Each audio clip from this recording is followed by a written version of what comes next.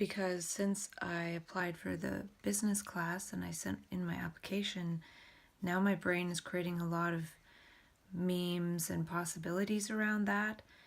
So that class doesn't start for a month and a half. And I'm probably going to create a lot between then and now. And I could get going more on what I want to create, but I would like to create it on the new iPhone. Though I can still create it, and I might have to move into doing that. Otherwise, I will. I'm not sure. But something is being created, so I need to keep moving with that creation. And I finished reading the book, The E-Myth Revisited, and I quite liked it. It had some really profound parts in it. Like that part about when you speak, you're talking to yourself and saying things. It had a lot of special messages in there for me. The whole book had a lot, actually, and I highlighted the parts, and I don't want to go through and read all of them because I need to move away from doing that. I need to move into action, and it's confirming that I'm on the right path of creativity.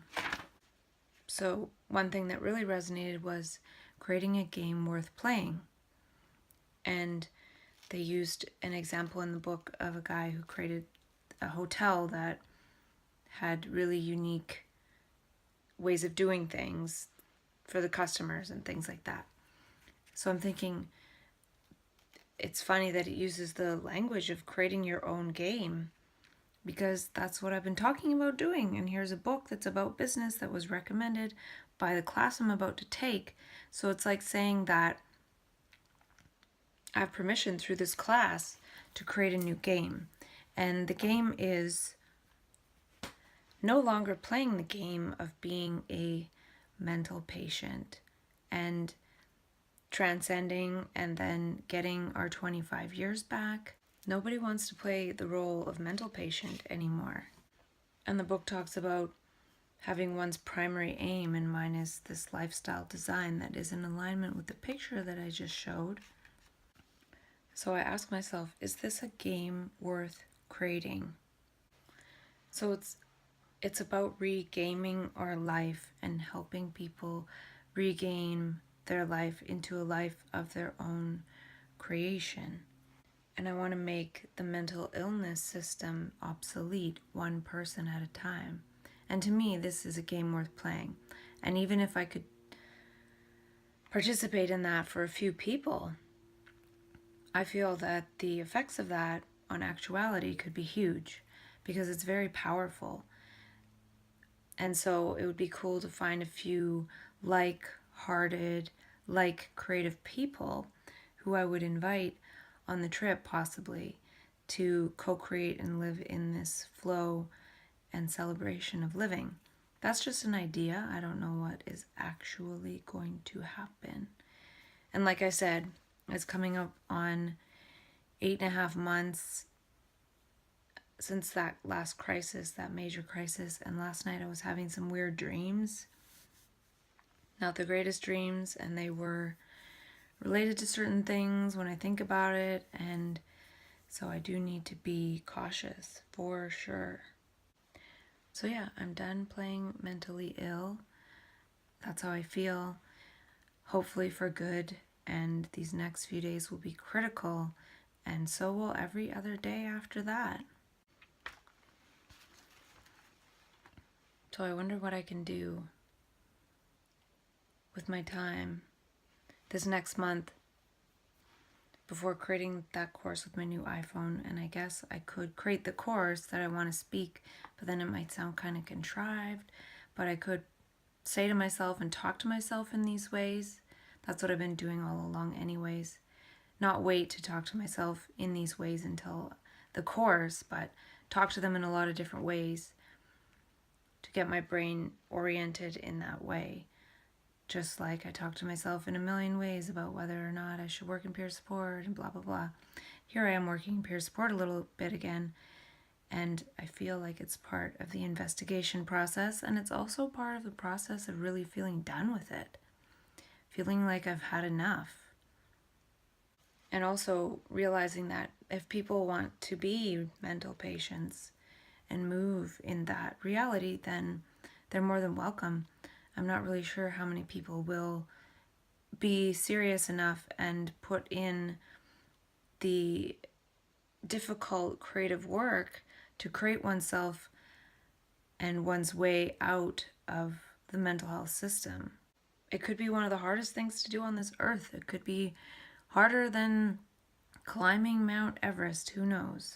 And we really do need to talk ourselves out of it. So one thing I need to talk myself into is speaking in these ways, in actually inviting people into actuality. Because most of the time I've been kind of like, maybe, kind of, sort of, yeah.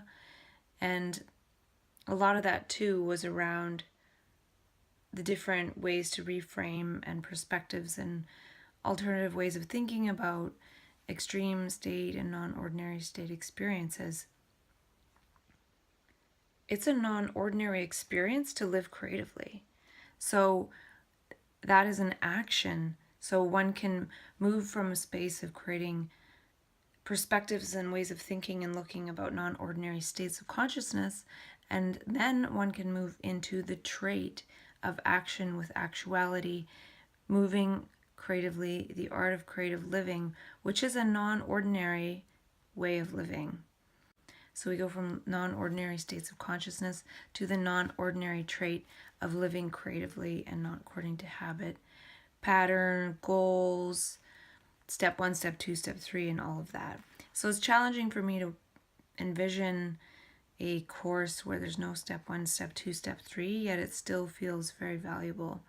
And I feel like that would be sharing the meaning that we all speak this language of meaning. People that would be interested in listening already speak this language of meaning. It's gone dormant because we've been medicated. So when one hears it, it's like hearing a song that they recognize from a different time and place, but they know the song. So it's speaking a song, singing a song that we all know, and it's inviting people to sing along to that song. It's not saying, this is how you sing the song. This is step 1 to sing the song.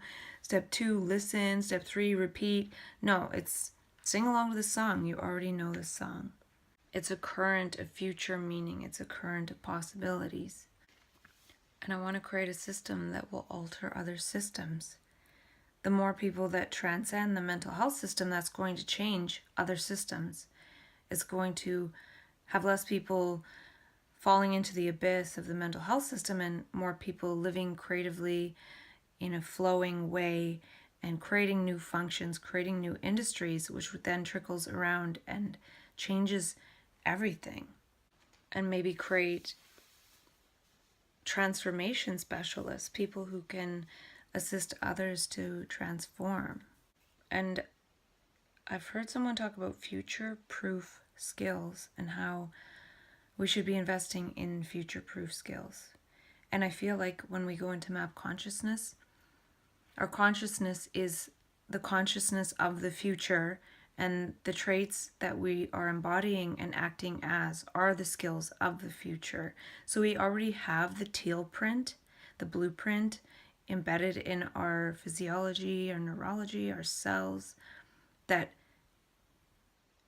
is that consciousness of the future. And someone else I heard say the new technology is in consciousness. It's a way of being, it's a way of operating. And we already have that blueprint. It's already there. It's a matter of gesturing in that way and understanding when our body goes weak, when we're not moving in those ways. And it's about life-affirming gestures. Does eating this food affirm my life? Does eating this food affirm the life of other living things? Does doing this to somebody affirm their life? How do I know? It's all about augmenting actuality, life. So part of the new game is harvesting and sharing your special messages, your insights, your gifts, creating a big bank of that, having somebody to coordinate the meaning, having dialogue with each other to get that flowing between our brains and have that resonance ripple outward and train the other brains like us who already speak this language, but the resonance isn't there in the morphogenic field to invite us to be in those ways. But it already is in a way, because people do pick up on it, go into that state, but then fall out of it. And what if people were treated and received as an important piece of the puzzle, of the mystery, with a unique gift and gifts and insights? And part of it is that this person speaks this language of seeing new meaning and sharing it and giving voice to it.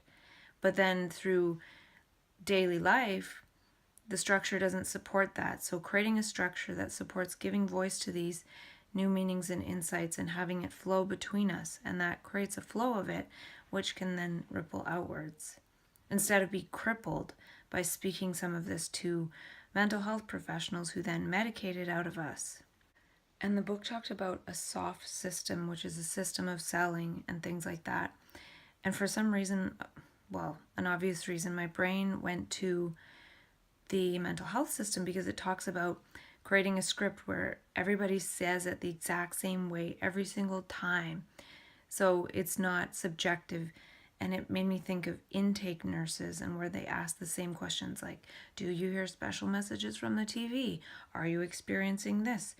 So to me, it seems like a needs assessment pitch or sales pitch to qualify people into that system. And one can create a different script altogether and qualify people into a different system.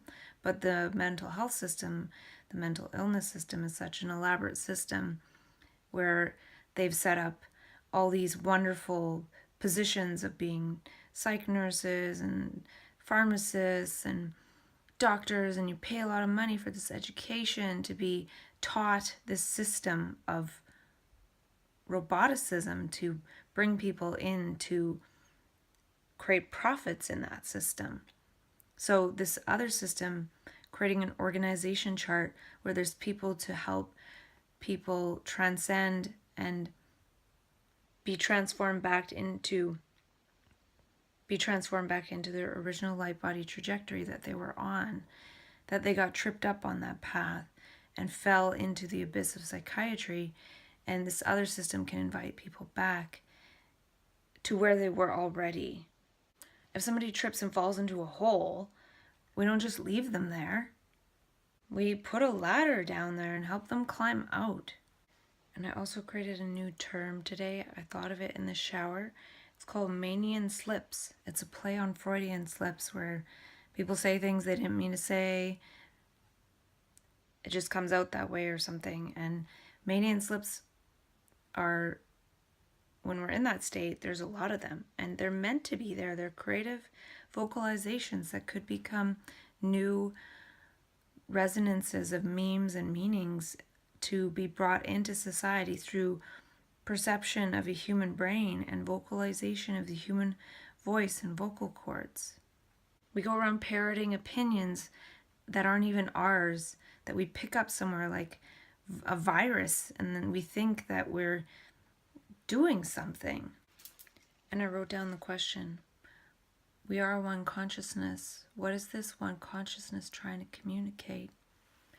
And immediately it came to my mind, something that I was very aware of when I was falling out of map consciousness the first time. And I thought, we are killing each other with our thoughts, words, and actions. So if that's one thing it's trying to communicate, can we affirm each other's lives by our thoughts, words, and actions? And that's where the life affirming comes into play. Our words, our thoughts, our visions, our gestures, everything, life affirming. And I wrote a little script about the game. We no longer identify as defective brains with mental illness, though we understand we may be referred to in that way and have to continue to participate in some of those old rituals. And then I thought of how people could create transformation plans before it even happens, because quite a large percentage of people go through these transformational metamorphoses, and if we have a plan beforehand, perhaps we can avoid the fall into psychiatry. Or if we have some level of understanding beforehand, then we won't be hypnotized and brainwashed into believing that we have this mental illness. And also, what is the gift we'll share with the world when we do transform? Otherwise, why should we transform?